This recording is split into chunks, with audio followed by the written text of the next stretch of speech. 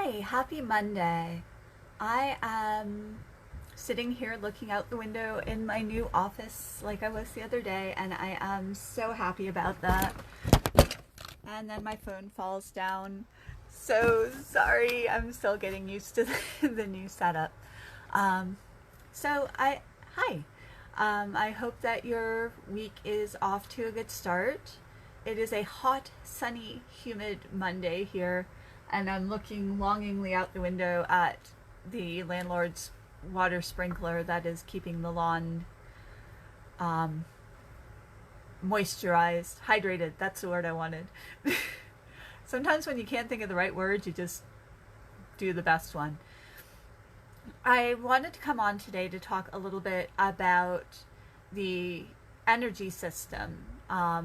Some of you may be familiar with the word chakras, which is a word from India that is usually, or not usually, but is often translated in English into the word wheel, because the chakras are the energy centers of the human body.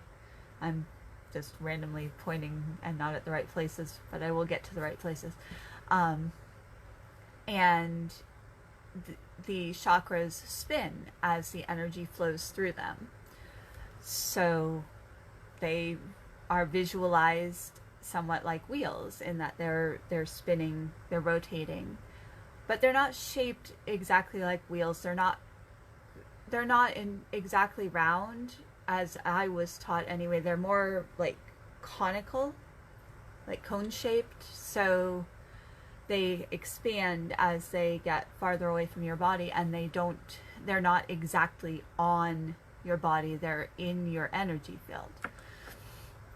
Everybody and everything has an energy field, an electromagnetic field if you're more science minded, and the chakras or energy centers are a big part of that.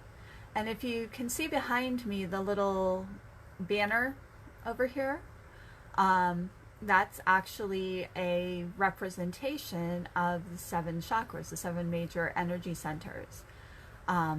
There are 7 major energy centers that correspond to points on the human body. There are several more minor energy centers, but when I work on energy healing, the Chios healing that I do, it's primarily working on the 7 major chakras.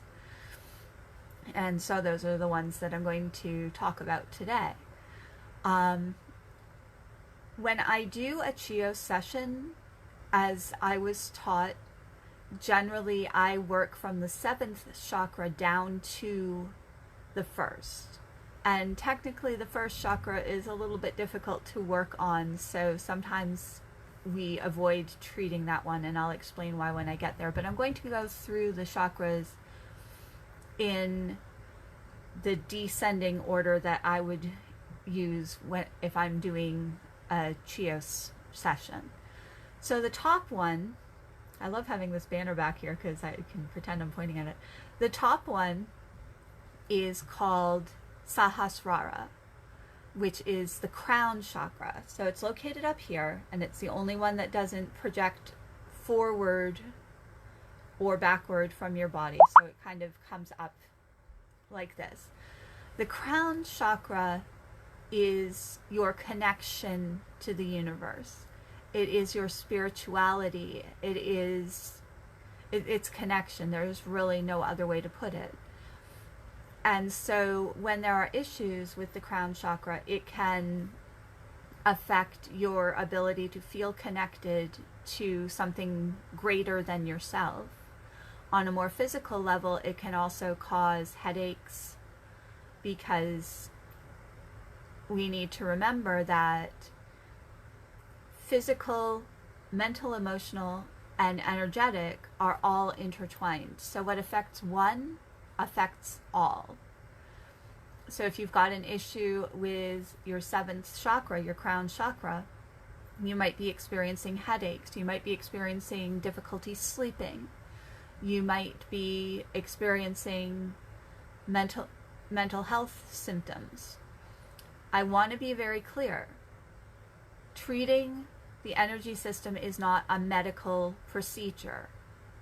And I will not and never will say that having an energy healing session will cure illnesses or will treat mental health or anything like that, because that's not what this is about.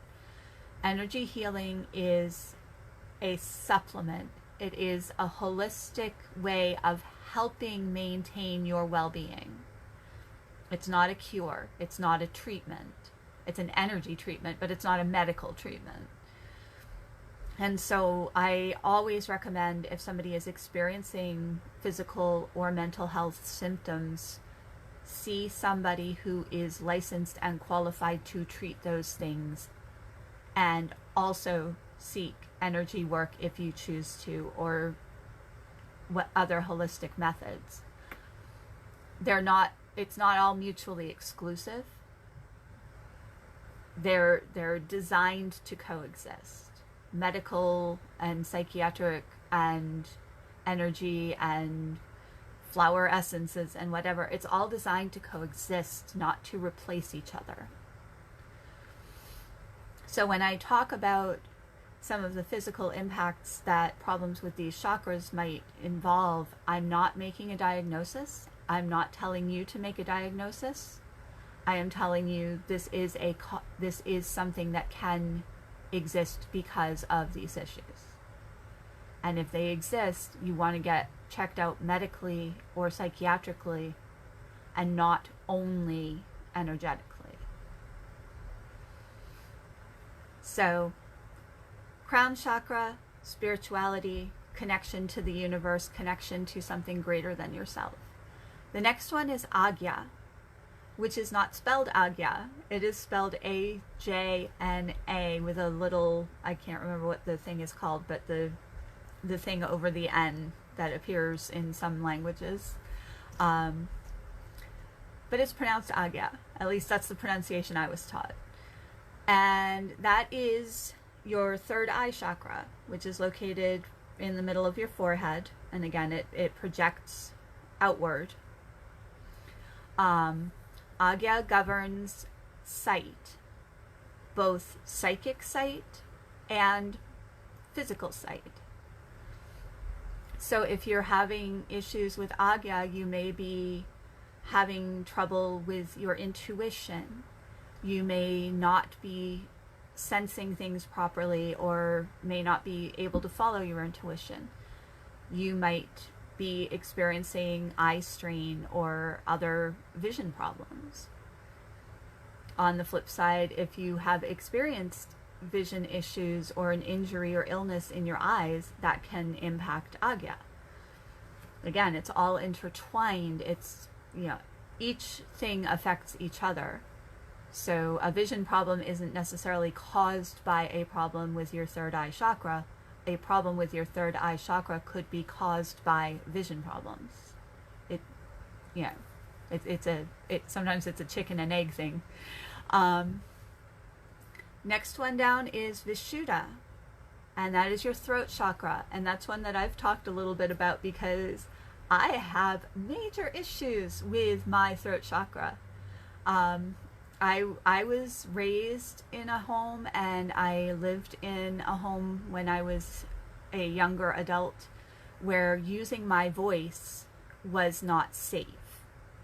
So I held a lot in. Throat chakra governs communication. It governs voice. It also partly governs respiratory. And I am now facing surgery in a couple of weeks where I have to have my thyroid removed. You might be able to see there's kind of a lump over here. That's my thyroid. It's grown a thing. And I am having issues with my voice, with my physical voice, because the growth on my thyroid is kind of impacting my vocal cords. I'm having issues with breathing because this is impacting my trachea. And one risk of the surgery that I have to have is that I could literally lose my voice. My voice could be permanently changed or damaged by the surgery. it's a very small risk, so I'm not worried about it. But it is a risk, and it's something that I remind myself of, because if you are holding back from using your voice, if you are holding back from communicating what you need to communicate, that's going to impact your throat chakra.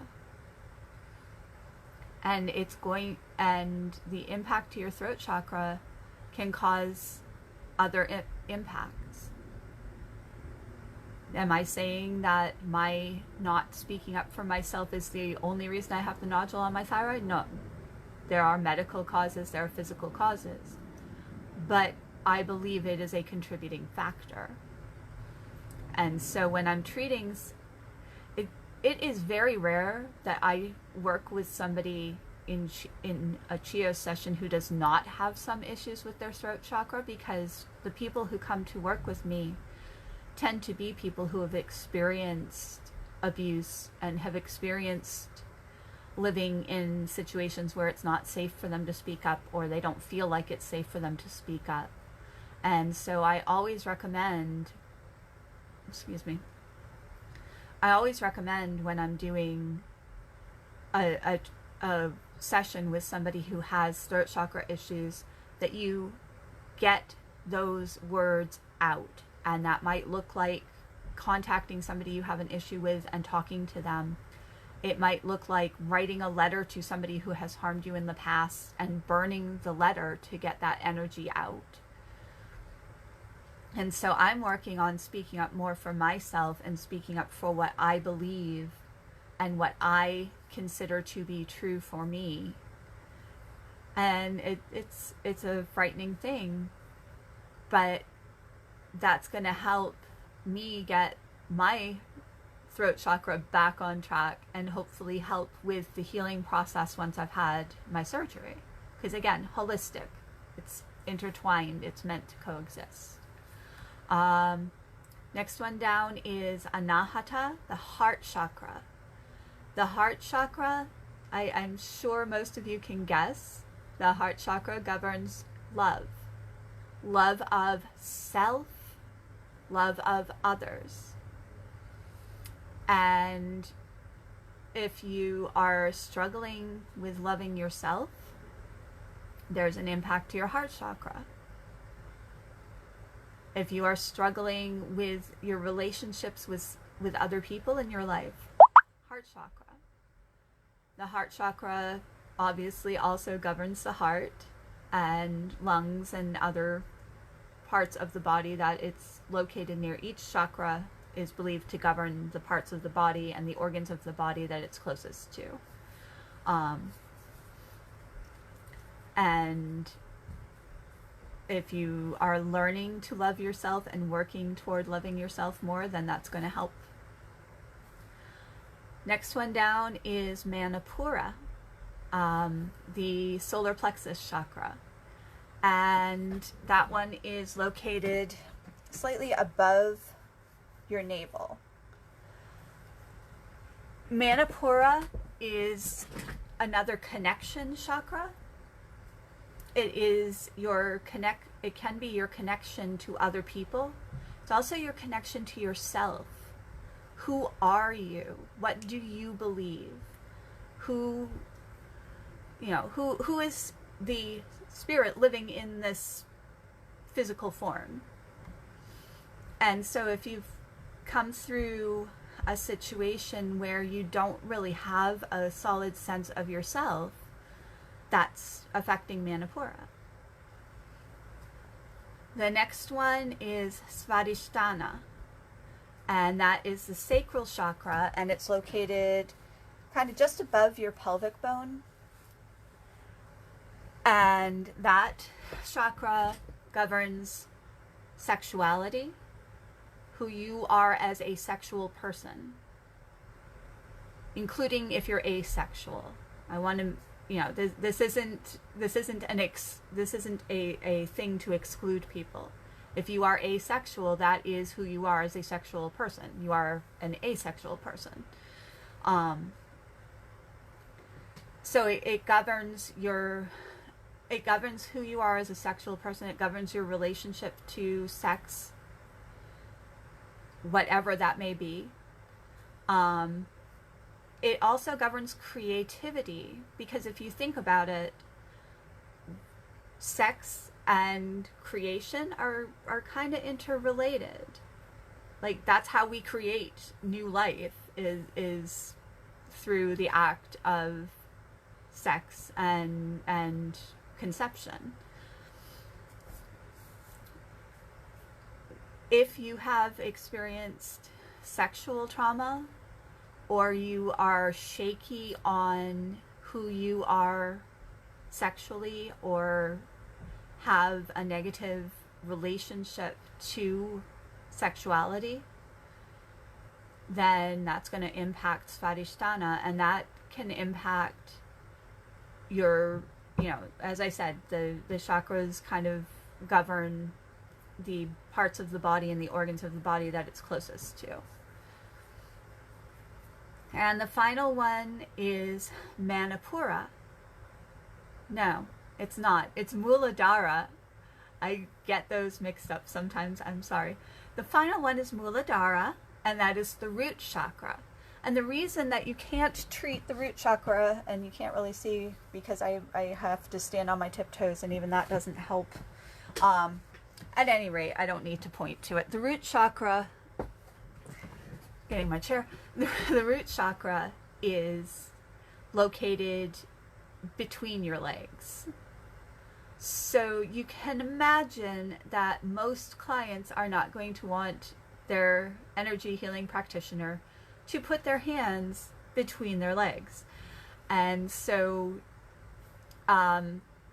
I do generally treat Muladhara when I'm doing a healing session, but I hold my hand, like, let's say Muladhara is over here. This is between their legs. I hold my hand up and at an angle so that it's kind of aiming toward Muladhara without actually touching. Chios actually recommends not treating Muladhara, especially if you're doing a standard healing session, but I was trained by my mentor to do it this way. So this is what I do, unless somebody asks me not to treat their root chakra. The root chakra governs basic needs: safety, stability. Do you have shelter? Do you have food? Do you have a safe environment? And usually Muladhara is the one that is least likely to have any imbalances or issues, but it can happen, particularly, as I said, a lot of the clients that I work with have abuse histories and trauma histories, and so that can definitely impact Muladhara. Treating Muladhara can help with trauma recovery, with healing from the past, but I've learned to be cautious with it and discuss it with my clients, because sometimes things from the past will come up through the treatment of Muladhara. So that's, I won't say a brief overview because I think this video went a little bit longer than I'd intended, but that's an overview of the 7 major energy centers that are treated during a Chios session, and probably during other types of energy healing. I practice Chios, that's the one I'm going to discuss. And I hope that gives you a little bit of an idea of what I do and why I do it. Because, again, while energy healing is not intended as a substitute for medical or psychiatric treatment, it can supplement it, it can augment it, and treating the energy system can help. It can, at the very least, help you feel more balanced and have a better sense of well-being. I am on hiatus from offering Chios sessions right now because I am dealing with my throat issues, and I'm having surgery in the week after next, which is a little scary, to be honest. But I know it's going to be okay. And so My plan is to resume offering Chio sessions by distance only. I'm not seeing clients in person at all until things are declared safer. But I am planning to resume offering distance Chio sessions on October 1st, and if for some reason I am not ready to resume at that time, then I will announce that. If you want to learn more about Chios, if you want to learn more about the energy system, please feel free to send me a message or comment on this video, and I will be happy to talk with you. I am going to go have my lunch now. I have a meeting later this afternoon with somebody who is going to share with me information about the modality of healing that she practices and let me share a little bit about Chios. So I'm looking forward to that because I like learning about other modalities so that I can actually know what I'm talking about. So yeah, have a good rest of your Monday and take care.